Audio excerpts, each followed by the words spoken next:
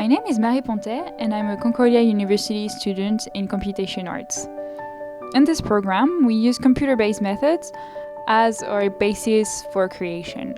So it can stay in the domain of strictly digital media, but I always try to keep a tangible or physical dimension in what I do. The last project I worked on was from far, I think, the most challenging and demanding one.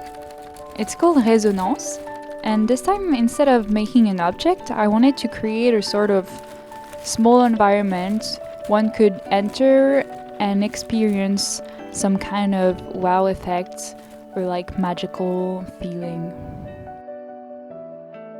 For this project, I had the idea of using gear patterns to add this sense of life to my environment.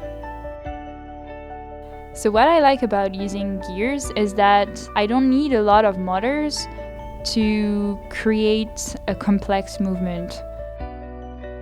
So to get all of them, I used the laser cutter we have at Concordia. It gets you a nice and clean cut.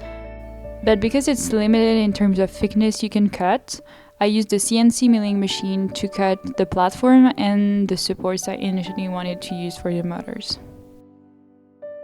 I'm saying all this like everything works out perfectly the first time, but it's just never the case. We need to do several tries to have everything cut out properly. Originally, I wanted all the gears to be transparent, but the plexiglass wasn't really thick enough, so I ended up with a combination of plexi and wooden gears, and in the end I think the two actually look great together. After placing all the gears, I had to remove them all and flip the whole structure upside down so that I could build the electrical circuit behind it. I drilled holes in it to enable the light coming from the LED to shine through. Then I fixed the motors under the platform. Each of them is attached to a big gear so that I can control the rotation and speed of the corresponding pattern via the Arduinos. The final step was quite time-consuming too.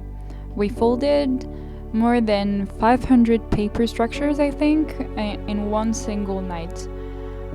But it added the final touch we were missing. I had great feedbacks during the final critique and also during the 4 days of the Main Contain exhibition, for which it also received the Programming Award. The signal is connected by Bluetooth to a EEG headset. In other words, the person wearing the headset can see the gear patterns react to a reading of his or her brainwaves, which is pretty cool. In terms of scale or the amount of work I had to put in, it really isn't like anything I've done before. And I really can't wait to start to work on something new.